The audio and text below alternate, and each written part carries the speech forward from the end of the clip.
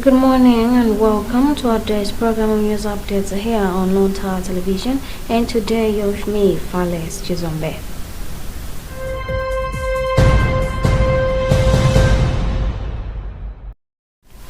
President Lazarus Chakwera has said on the trip to the 78th session of the United Nations General Assembly UNGA in New York, US, he engaged a number of investors who have expressed willingness to come and invest in Malawi. Chakwera, who described the trip as a very successful, was speaking at the Kamuzu International Airport in Lilongwe on Monday morning on his return. On October 21st, Chakwera addressed the UNGA, where he asked the developed countries to cancel the debts that poor countries owe them. Speaking at Kia, Chakwera said he was shocked to hear of the passing of former Malawi Congress Party President John Zenas Ungapage Tembo. He said Tembo made immense contributions to Malawi as he was one of the young people who former President Ngwazi Hastings Amuzubanda entrusted with positions.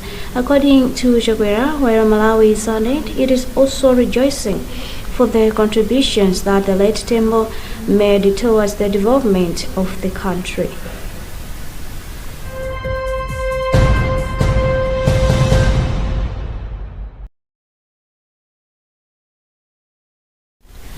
Malawians have been urged to take a leading role in questioning the performance of leaders so as to fuel good governance. The call follows the General Assembly by Tunos La Page Coalition Malawi, a new international movement for democracy consisting of 10 associations aimed at addressing issues to do with human rights, democracy, and equality. According to Malango Mapanga, national coordinator at the Tunos La Page Coalition Malawi, has said they have observed the lack of knowledge of power for citizens to question leaders. Speaking to journalist, Maganga has since said they will carry out various campaigns to make people call for change and therefore realize national development.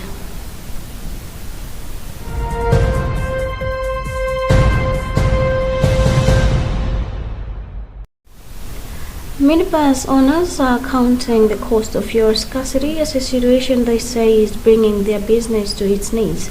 Over the past few days, some parts of the country have faced fuel shortages as a result of limited fuel supply. This issue has been attributed by the energy regulatory MERA to ongoing challenges with foreign currency availability. Peter Mvalo, the chairperson of the Minibus Owners Association of Malawi, voiced his concerns in an interview where he emphasized that this situation is significantly disrupting their business activities. Valo has called upon MERA authorities to take action against individuals who are illicitly selling fuel at exorbitant prices as high as 5,000 kwacha per liter, which is 5 times the market rate. The chairperson adds that this situation is forcing municipalities who are buying fuel from these unscrupulous sources to raise their fares to the disadvantages of their passengers.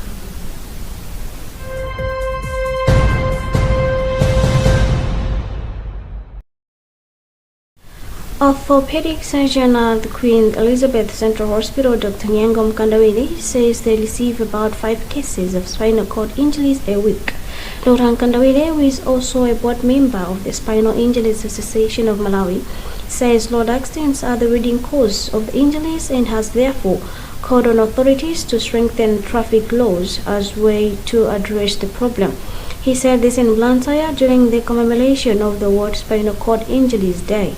Southwest Region Traffic Officer Senior Superintendent Maxwell Lungu says they are doing their best to enforce the laws, such as fighting driving while drunk and impounding unroadworthy motorcycle taxis.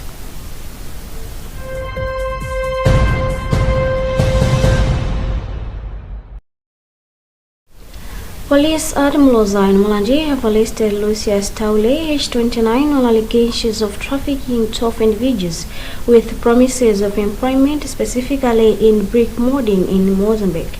Mulanje Police Public Relations Officer Innocent Moses said on September 29, 2023 that the suspect was intercepted by officers at a market shift roadblock on the Maliela Road as he attempted to cross into Mozambique with 12 Malawian nations. Moses says officers stationed at the roadblock became suspicious because the victims were uncertain about their intended workplace, only informed that they would be modding bricks at a rate of 6 kwacha per brick. During an interview, it was discovered that the suspect had transported all the victims in a minibus. They disembarked from the minibus and began walking through an uncharted route to enter Mozambique. The 12 victims, comprising both males and females, hail from traditional authority Kapichi in Utiolo and Mabuka in Mulanje district.